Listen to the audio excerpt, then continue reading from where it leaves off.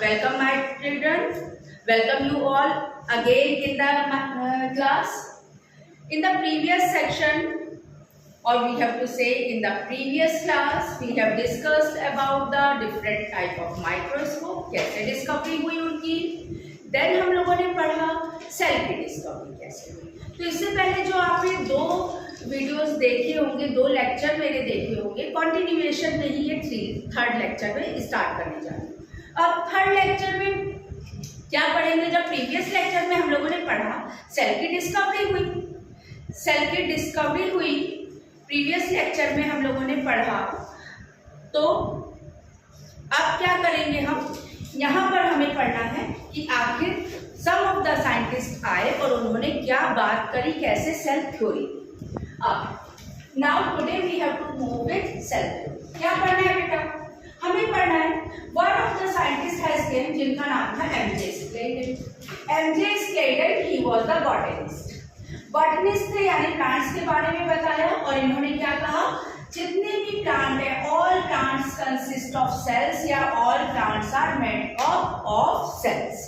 अब जितने भी लिविंग ऑर्गेनिज्म है. दूसरी बात आई थियोडर स्क्वेर. थियोडर स्क्वेर ने क्या कहा? थियोडर स्क्वेर आए जूलॉजिस्ट. अब जूलॉजिस्ट आए तो भाई पहले ही प्लांट्स की तो बात हो ही चुकी थी. थियोडर स्क्वेर ने कह दिया ऑल एनिमल्स, और we have to say all living beings. यहाँ पर आप स्लैश करके कर दे. All living beings are made up of cell, या सारे लिविंग बीइंग कंसिस्ट करते हैं क्या? सेल. सेकंड पॉइंट आया. देन यहीं पे सेल जो बेसिक यूनिट बोली, तो यहाँ पर एक पॉइंट ये भी आया कि cell is the smallest functional and structural, और we have to say structural and functional unit of life. कोई भी स्ट्रक्चर अगर लिविंग ऑर्गेनिज्म का बेटा स्टार्ट होता है तो वो कहाँ से स्टार्ट होता है? सेल से तो स्टार्ट होता है. बेसिक यूनिट सेल है. तो जब सेल का ही आगे, यानी कि कोई भी लिविंग ऑर्गेनिज्म का फंक्शन हो रहा है या स्ट्रक्चर बन रहा है, वो कहाँ से स्टार्ट हो रहा है? सेल से हो रहा है. इसीलिए एक पॉइंट आपका ये भी आ गया, cell is the smallest structure and functional unit. Now अब ये तो पॉइंट आ गए आपके सेल थ्योरी के पॉइंट. अगर सेल थ्योरी आपको पूछी जाती है तो you people have to write down this point. Now one more scientist has come. अब इन साइंटिस्ट ने क्या किया भाई? He has done the modification in the cell theory. क्या मॉडिफिकेशन है? अब मॉडिफिकेशन ये लाए. इन साइंटिस्ट का नाम तो पहले जान लीजिए, रडोल्फ वर्चू.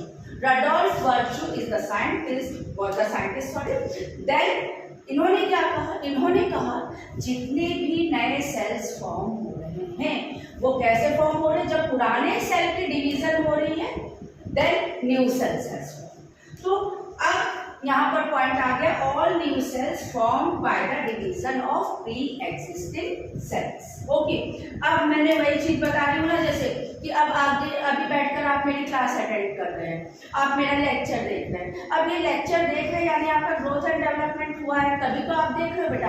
पहले क्या फर्स्ट सेकंड क्लास में बैठे होते, या जब at the time of birth था तब आप देख पाते. इट मीन्स आपकी बॉडी में भी तो सेल डिवीजन हुई है, तभी तो ग्रोथ एंड डेवलपमेंट हुआ है. जब आपकी क्लास बढ़ी तब आप ये लेक्चर देख रहे हैं. ठीक है. तो अर्लियर नहीं तो पहले क्या होता था, छोटे पे कार्टून बैठ के देखा करते थे. तो अब क्या है बेटा? तो ये पॉइंट हो गया मॉडिफिकेशन.